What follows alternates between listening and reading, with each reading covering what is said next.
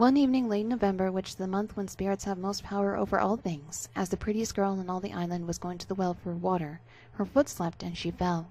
It was an unlucky omen, and when she got up and looked round, it seemed to her as if she were in a strange place, and all around her was changed as if by enchantment.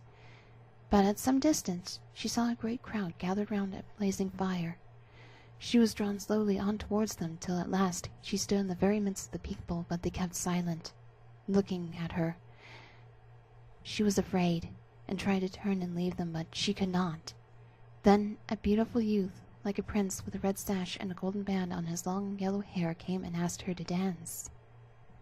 "It is a foolish thing of you, sir, to ask me to dance, when there is no music," she said. Then he lifted his hand and made a sign to the people, and instantly the sweetest music sounded near her and around her, and the young man took her hand, and they danced and danced till the moon and the stars went down, but she seemed like one floating on the air, and she forgot everything in the world except the dancing and the sweet low music and her beautiful partner. At last the dancing ceased, and her partner thanked her and invited her to supper with the company. Then she saw an opening in the ground and a flight of steps, and the young man, who seemed to be the king amongst them all, led her down, followed by the whole company.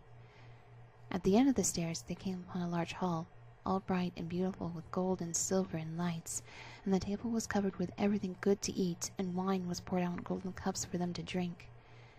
When she sat down, they all pressed her to eat the food and to drink the wine, and as she was weary after the dancing, she took the golden cup the prince handed to her, and raised it to her lips to drink. Just then a man passed to her and whispered, "Eat no food and drink no wine, or you will never reach your home again." So she laid down the cup and refused to drink. On this they were angry, and a great noise arose, and a fierce dark man stood up and said, "Whoever comes to us must drink with us." And he seized her arm and held the wine to her lips, so that she almost died of fright. But at that moment a red-haired man came up, and he took her by the hand and led her out. "You are safe for this time," he said. "Take this herb and hold it in your hand till you reach home, and no one can harm you." And he gave her a branch of ivy. This she took, and fled away along the ward in the dark night. But all the time she heard footsteps behind her in pursuit. At last she reached home and barred the door, and went to bed, when a great clamor arose outside. Voices were crying to her, "The power we had over you is gone through the magic of the herb. But wait! When you dance again to the music on the hill, you will stay with us forevermore, and none shall hinder." However, she kept the magic branch safely, and the fairies never troubled her any more.